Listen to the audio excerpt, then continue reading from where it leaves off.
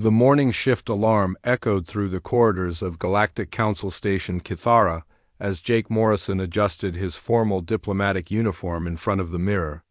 The station housed representatives from 43 different alien species, each more exotic than the last, but Jake had grown accustomed to the sight of tentacles, scales, and multiple eyes during his 3 years as Earth's ambassador.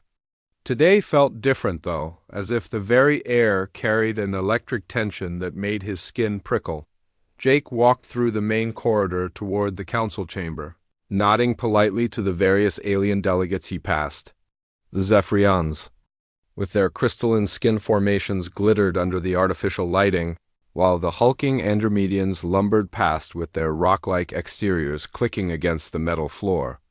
Each species had their own customs, their own ways of greeting, and their own hidden agendas that made every council session a delicate dance of diplomacy. The council chamber itself was a marvel of engineering, designed to accommodate the vastly different physiological needs of all member species. The circular room featured adjustable atmospheric controls, varying gravity fields, and specialized seating that could support everything from the gas-breathing nebulans to the silicon-based Crystarchs. At the center of the chamber sat the ancient arbitration podium, carved from a single piece of meteoric stone that was said to be older than most civilizations. Jake took his designated seat in the human section, a simple chair that stood out for its lack of special features compared to the elaborate thrones and hovering platforms used by other species. The human delegation area was notably sparse, containing only basic furniture and communication equipment. Most importantly, it contained no weapons of any kind, a fact that had puzzled many alien diplomats over the years. As the session began, Counselor Vex Prima of the Hegemony called the assembly to order with her melodious voice that seemed to resonate directly in the minds of those present. Today's agenda focused on trade agreements between the Outer Rim colonies and the core worlds, a topic that had been causing friction for months.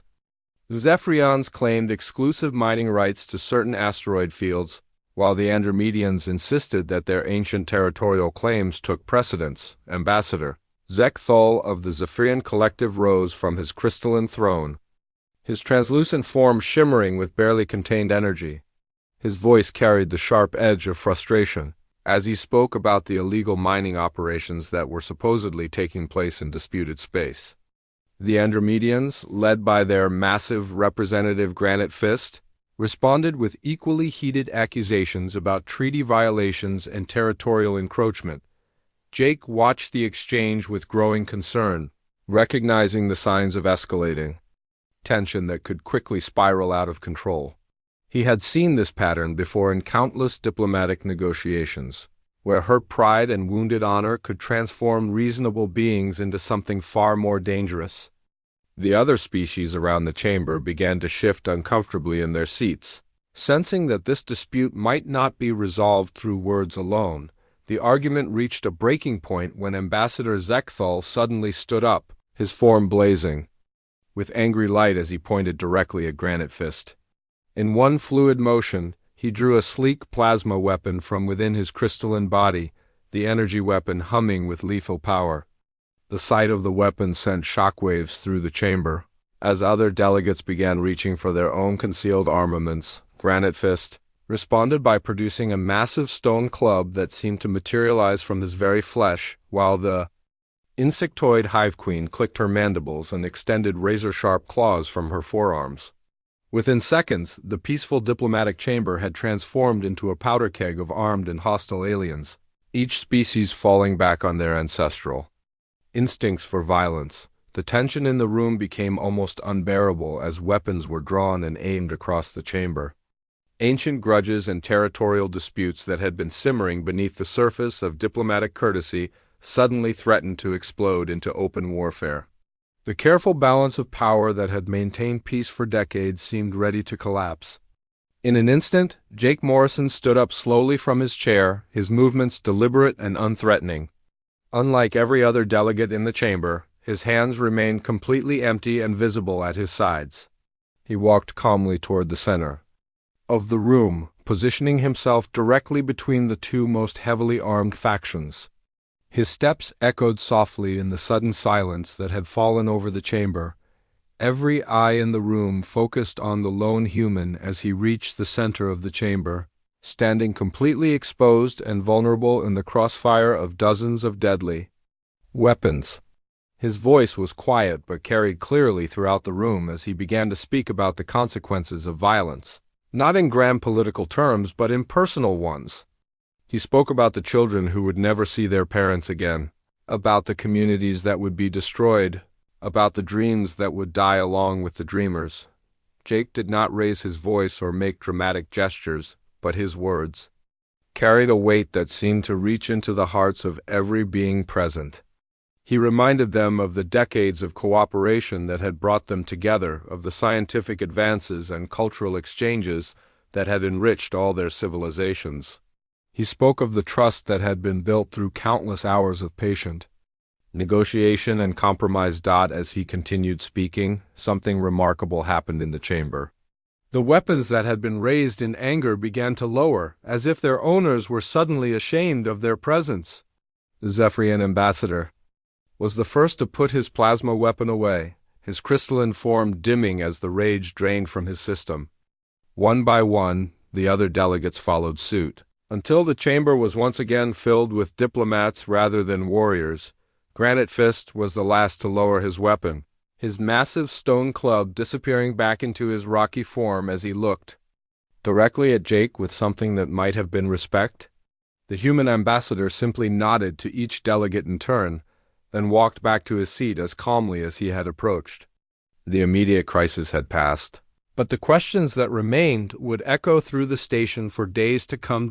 As the session continued with renewed focus on peaceful resolution, many of the alien delegates found themselves wondering about the strange human who had faced down an entire chamber of armed beings without so much as a harsh word.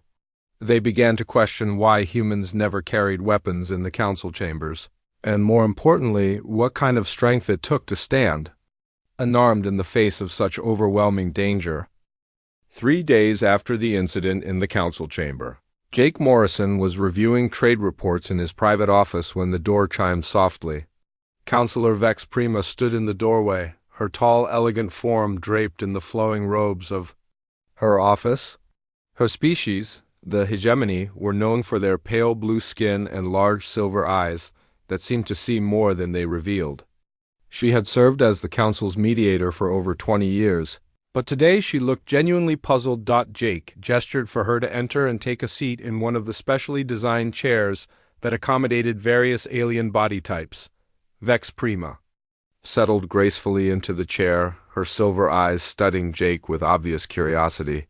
She had watched him defuse the crisis 3 days ago, and the memory of his calm courage in the face of drawn weapons had been troubling her ever since.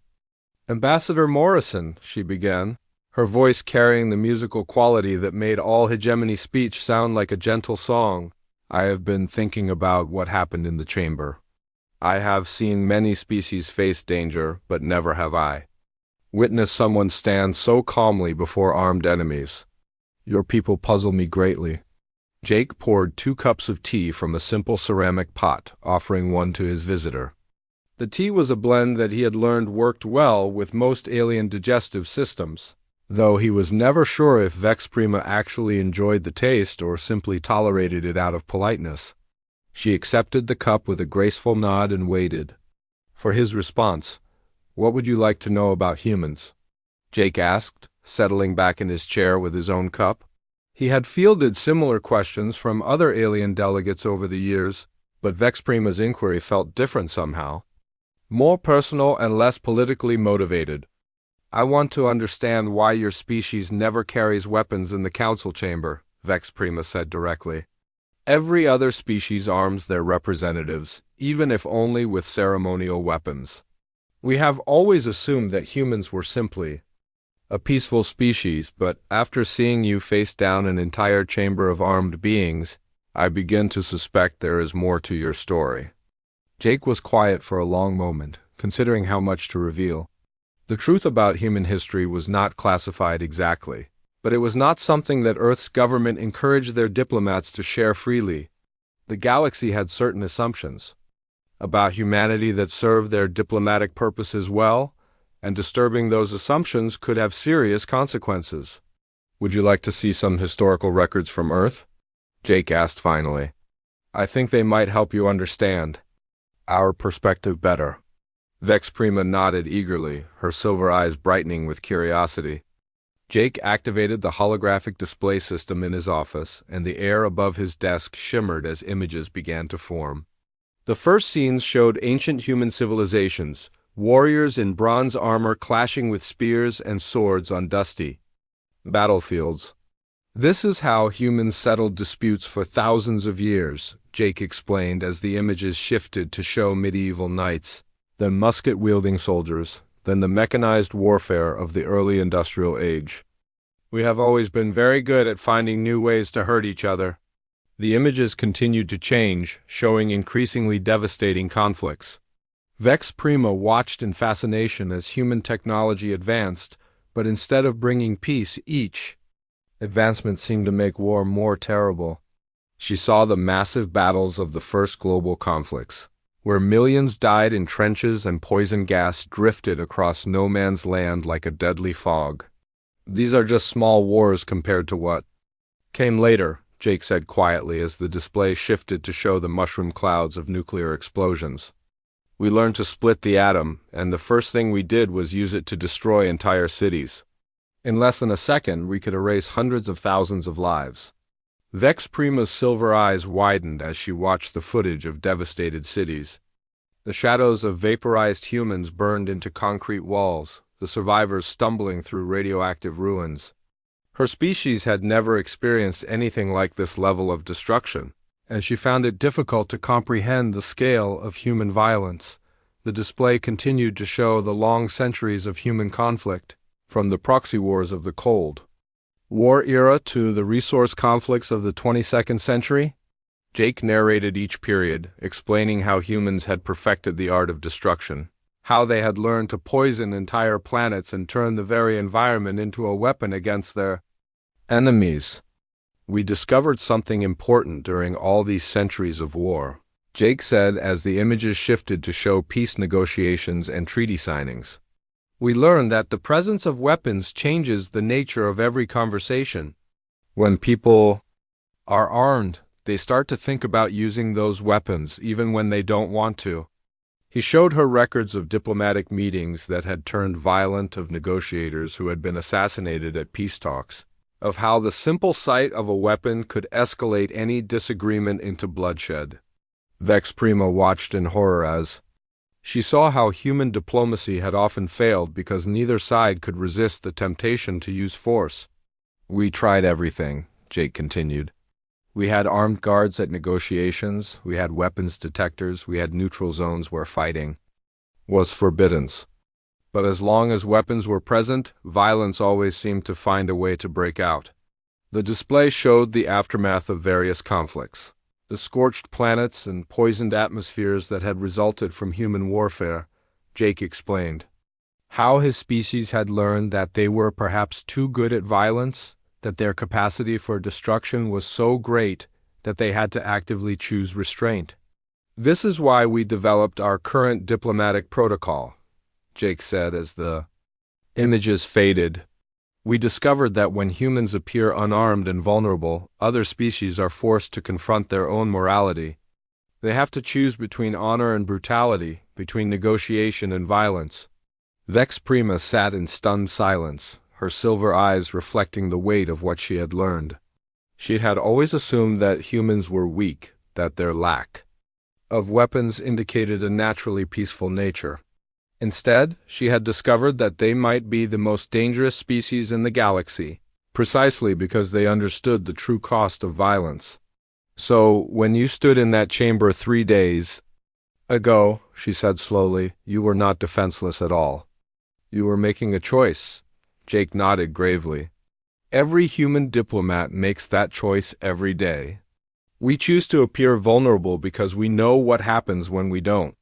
We have seen what our species can do when we let violence guide our decisions, and we have decided that the cost is too high. The revelation changed everything Vex Prima thought she knew about humans. and she began to understand why their unarmed presence carried such moral weight in the council chamber.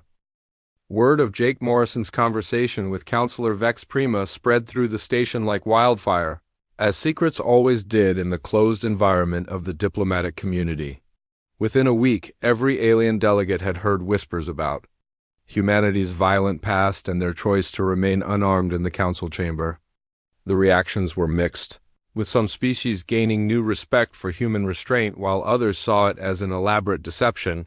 The Corvan Empire fell firmly into the second category, and their war chief Thraknor was particularly vocal about his displeasure. The Corvans were a warrior culture that valued strength above all else, and they had always viewed humanity's peaceful diplomatic approach as a sign of weakness. The revelation that humans had a history of violence but chose to hide it behind false pacifism infuriated Thraknor beyond measure. Thraknor was a massive creature even by Corvan standards, standing nearly 3 meters tall with thick armored skin that was scarred from countless battles. His species had evolved on a harsh world where only the strongest survived, and they had carried that philosophy into space with them. The very idea that humans would deliberately appear weak struck him as the worst kind of cowardice. The war chief decided to test human resolve by manufacturing a territorial dispute with one of their colony worlds. He claimed that the human settlement of New Portland was built on land that had been sacred to an ancient Corvan tribe, and he demanded that the humans surrender the colony immediately or face military action. It was a transparent excuse for conflict, but it followed the proper diplomatic channels and forced the council to address the matter. The emergency session was called for the following day, with representatives from all major species required to attend. Jake Morrison prepared for the meeting with his usual care, reviewing the facts about New Portland and its peaceful colonists. The settlement was home to about 50,000 people, mostly farmers and their families who had built quiet lives on the distant world. They had no military installations and posed no threat to anyone. As Jake entered the council chamber, he could feel the tension in the air. The other delegates were clearly uncomfortable with the situation, knowing that Thraknor was deliberately provoking a conflict. The war chief himself sat in the Corvan section like a coiled spring, his massive form barely contained by the reinforced chair designed for his species. Counselor Vex Prima called the session to order and presented the Corvan territorial claim. With obvious reluctance, she had seen the evidence and knew it was fabricated, but diplomatic protocol required that all claims be heard and properly debated. Thraknor rose to present his case, his voice booming through the chamber like rolling thunder. "The humans have stolen sacred land from my people," he declared, his massive fists clenched at his sides. "They build their farms on ground that was blessed by Corvan blood centuries ago. This is an insult that cannot be tolerated, and we demand immediate justice." Jake stood to respond, his calm demeanor unchanged despite the obvious hostility directed at him. He presented the historical records of the colony's founding, showing that the land had been properly surveyed and found to be uninhabited. He spoke quietly about the families who had built lives on New Portland, about the schools and farms and small communities that had grown up there. Thraknor's response was immediate and explosive. He roared that human words were meaningless, that only strength mattered in the real world. He accused Jake of hiding behind false diplomacy while his people stole from honest warriors. The war chief's anger seemed to grow with each word, his massive frame shaking with barely contained rage. "You stand there like a frightened child," Thraknor snarled, his voice dripping with contempt. "You have no honor, no courage, no strength. You're nothing but a coward who hides behind pretty words." The other delegates watched in stunned silence as the war chief continued his verbal assault, knowing that such insults would provoke violence from almost any other species. Jake simply stood there and absorbed the abuse, his hands clasped calmly behind his back. His expression never changed, even as Thraknor's insults became more personal and vicious. The breaking point came when Thraknor drew his ceremonial blade, a massive weapon that gleamed with deadly purpose. He pointed it directly at Jake's throat, the razor-sharp edge just inches from the human skin. The chamber fell dead silent as every delegate held their breath, expecting either violence or surrender. "Answer me, human!"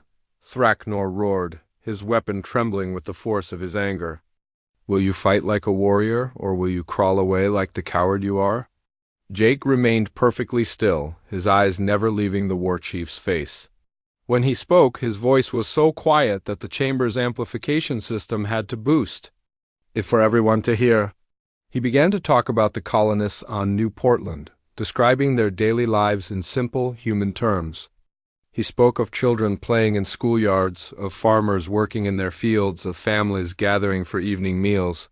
"There is a little girl named Emma who lives on New Portland," Jake said, his voice steady despite the blade at his throat.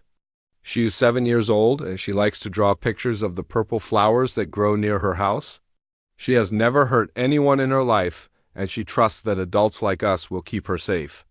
He continued talking about the colonists, not as political pawns or territorial claims, but as real people with hopes and dreams and fears. He described the elderly couple who ran the general store, the young teacher who had just arrived from Earth, the mechanic who could fix anything with his hands. Each person became real and individual under his quiet words. "These people have done nothing wrong," Jake continued, the blade still hovering inches from his throat. "They have built lives of peace and productivity. They contribute to the galaxy's well-being. They deserve to live without fear of violence." The chamber remained silent as Jake explained that humanity's strength came not from their ability to destroy, but from their willingness to sacrifice for peace. He made it clear that, while he stood unarmed, humanity would defend itself if attacked, but they would never be the first to choose violence. The moral weight of his words, delivered while facing a naked blade, created a tension that seemed to fill the entire chamber. Thraknor found himself in an impossible position. He had expected fear or defiance, but Jake's calm acceptance of danger, while defending innocent people, struck at something deep in the war chief's warrior code. He could not bring himself to strike down an unarmed opponent who showed no fear, especially one who spoke with such obvious love for his people. Slowly, almost reluctantly, Thraknor lowered his weapon and stepped back. The blade disappeared into its sheath with a soft click that echoed through the silent chamber. The war chief looked around at the other delegates, seeing respect and admiration in their eyes where he had expected to find approval for his show of strength. "The Corvan Empire withdraws its territorial claim," he said quietly, his voice lacking its earlier thunder. He sat down heavily in his chair, suddenly looking older and more tired than his years. The session ended with the dispute resolved, but the real victory was deeper than politics. The galaxy had witnessed a new kind of courage, one that came not from weapons or threats, but from the simple willingness to stand for what was right. Jake Morrison had faced down a warrior's blade, with nothing but words and conviction, and in doing so had shown that true strength sometimes meant choosing not to fight. The news of Jake Morrison's confrontation with War Chief Thraknor spread throughout the galaxy within hours, carried by the quantum communication networks that connected every civilized world. Jake found himself being called to mediate increasingly complex disputes as his reputation for fearless diplomacy grew, but with each success came a heavier burden that few understood. 2 weeks after the Corvan incident, Jake was working late in his office when Captain Lisa Hayes arrived at the station. She commanded the human defense vessel Defender, which maintained a patrol route through the outer systems. Lisa was a career military officer with short brown hair and sharp, green eyes that had seen too much combat in her 35 years.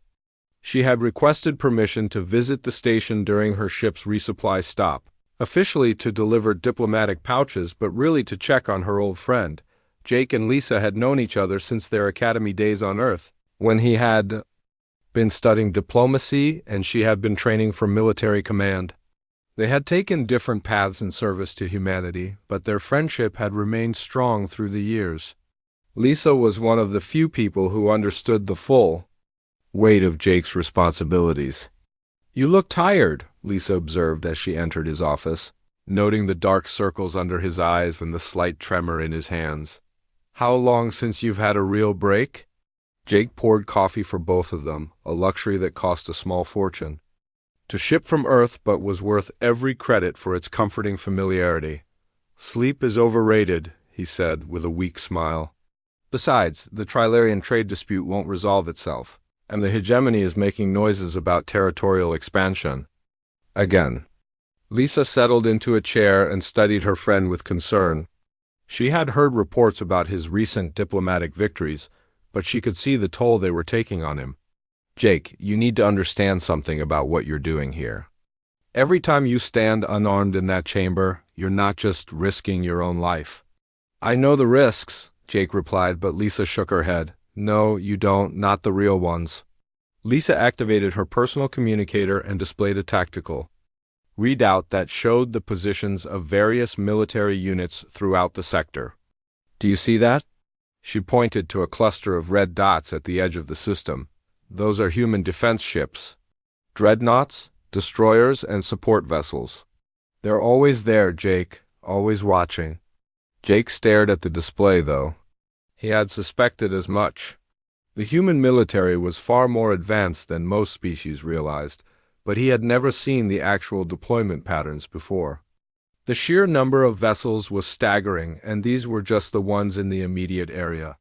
Every human diplomat like you is backed by the most powerful military force in the galaxy, Lisa continued.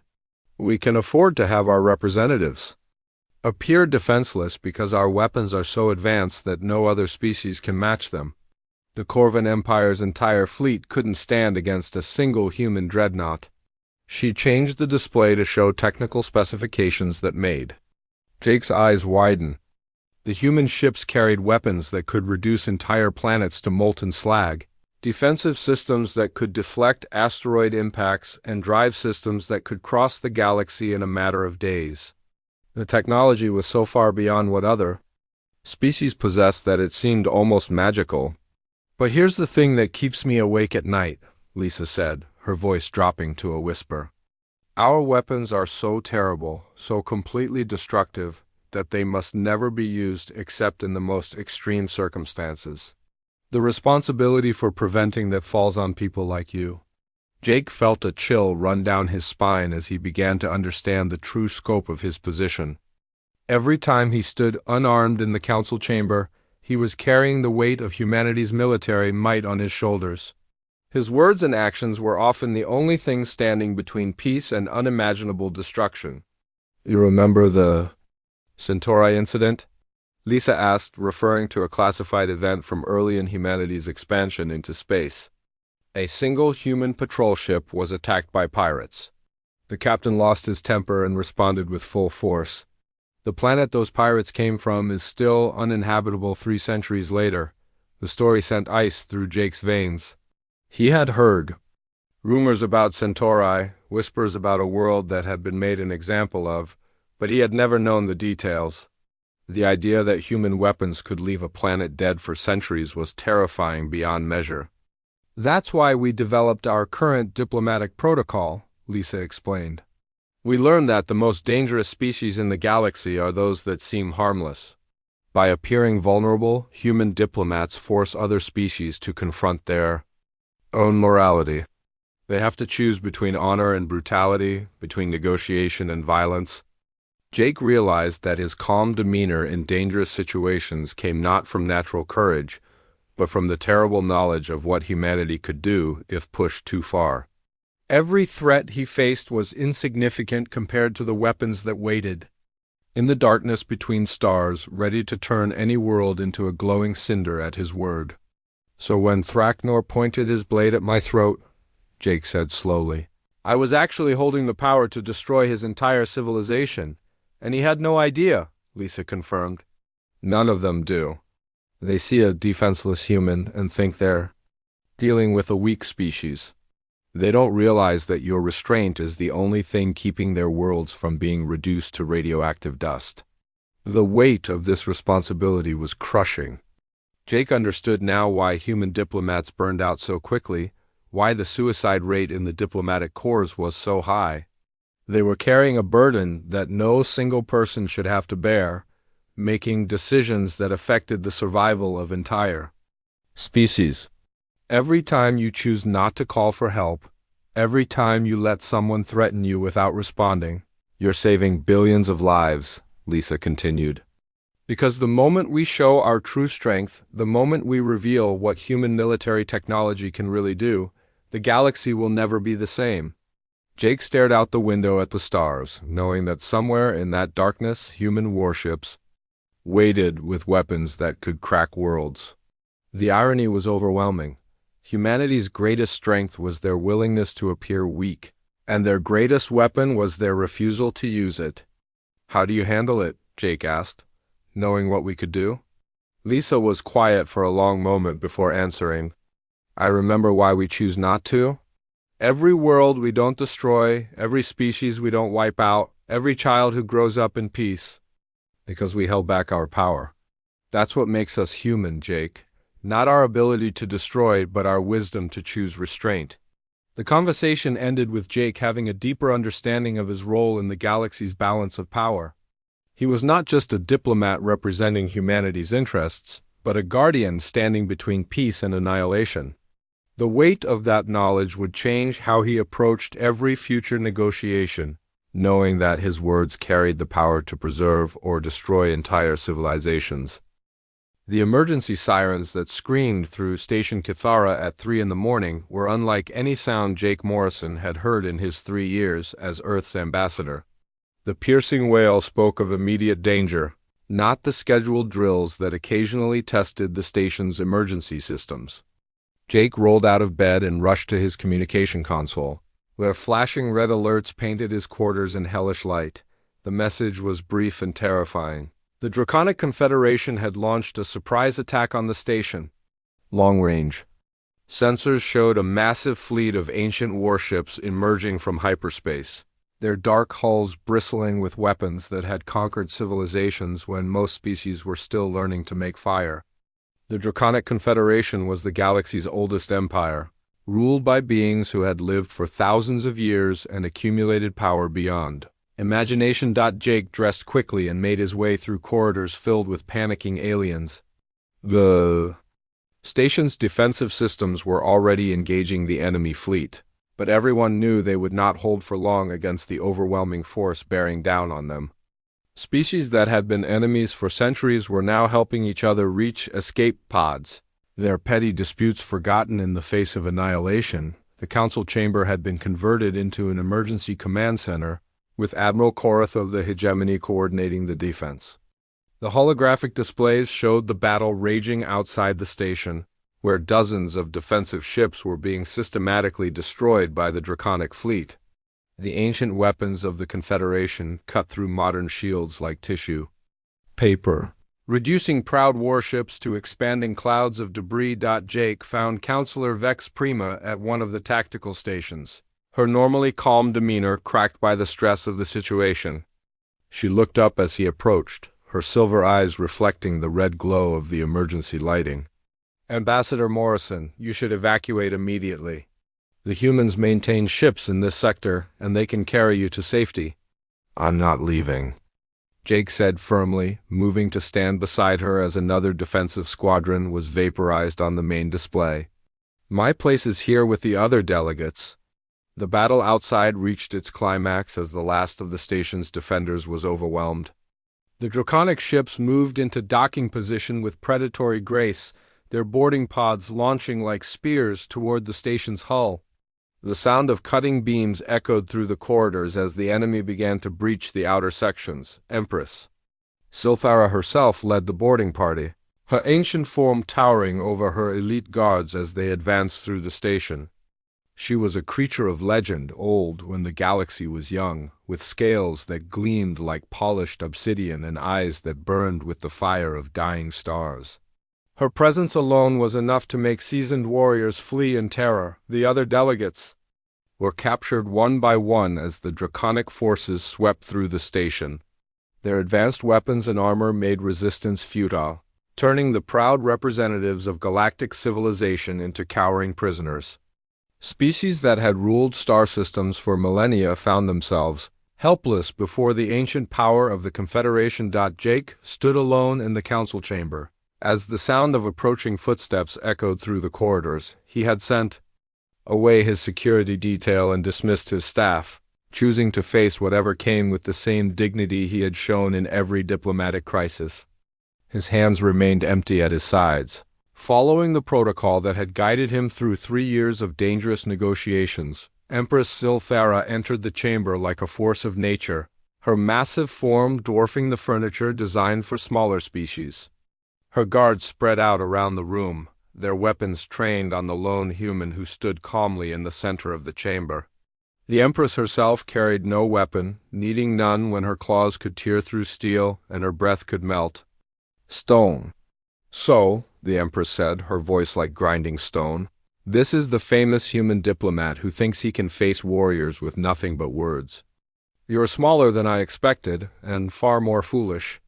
Jake met her burning gaze without flinching, his voice steady as he replied, "Your Majesty, I am Ambassador Jake Morrison, representing the people of Earth.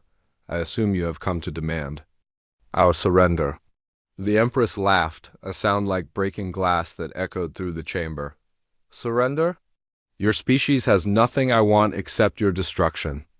You have spread through the galaxy like a plague, corrupting the natural order with your false peace. Today that ends." Jake slowly reached into his jacket and withdrew a small device, causing the draconic guards to tense and raise their weapons. But instead of a weapon, he produced a simple emergency beacon. His finger hovered over the activation switch as he looked directly at the Empress. "Before you kill me," Jake said quietly, "I want you to understand what this device does. It's not a distress signal or a call for help. It's a message to the human fleet telling them to stand down." The Empress frowned, confused by the humans. "Strange behavior. Stand down from what? Your pathetic ships are no match for my armada." Jake activated the beacon, and immediately the chamber's communication system crackled to life. "Defender to Station Cathara, we have your signal. All human vessels are standing down and withdrawing from the system." "Repeat, all human vessels are standing down?" The Empress stared at the human in bewilderment. "You are telling your fleet to abandon you? This makes no sense." "Your Majesty has lived for over 1,000 years, Jake said, his voice carrying the weight of absolute conviction. "In all that time, you have conquered countless worlds and destroyed entire civilizations. You have never met a species that could match your power, and you have never encountered an opponent you could not understand." Jake began to pace slowly around the chamber, his movements calm and deliberate despite the weapons trained on him. Humanity has spent 3 years earning the trust and respect of every species in this galaxy. We have done this through patient diplomacy, through choosing peace over violence, through standing unarmed in the face of danger. He gestured to the other captured delegates who were being brought into the chamber.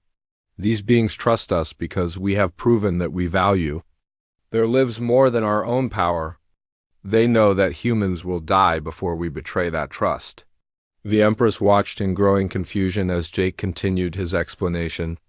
"A single human warship could reduce your entire fleet to atoms within minutes. Our weapons technology is so advanced that your ancient armada would be helpless against it. But using that power would destroy everything we have built with these people." Jake stopped pacing and faced the Empress directly. "So I am making a choice. I am choosing to let you kill me and every other human on this station rather than call for the help that would save us. Because preserving the trust of these species is worth more than our lives." The revelation hit the Empress like a physical blow. She had lived for millennia, had conquered galaxies, had seen the rise and fall of countless civilizations. But she had never encountered a species that would choose death over the use of superior force. The concept was so alien to her understanding that she could barely process it. "You would rather die than fight?" she whispered, her voice filled with something that might have been awe. "I would rather die than become the monster you expect me to be," Jake replied simply. "Humanity's strength comes not from our ability to destroy, but from our wisdom to choose restraint. Even now, even facing our own extinction, we choose peace." The ancient Empress stood frozen, her burning eyes fixed on the human who had just shattered every assumption she had about power and strength. In her 1,000 years of existence, she had never met anyone who embodied such courage, such absolute conviction in the face of certain death. Slowly, almost reverently, the Empress stepped back from Jake. Her guards looked at her in confusion, but she ignored them. For the first time in her long life, she found herself unable to kill an opponent, not out of weakness, but out of a respect so profound it shook her to her core. "Release the prisoners," she commanded, her voice barely above a whisper. "We are leaving." As the draconic forces withdrew from the station, Jake Morrison stood in the council chamber, still unarmed, still alive, and still committed to the principle that had guided him through every crisis. The galaxy had learned that the most dangerous species were those who had nothing left to prove, and the strongest warriors were those who chose not to fight.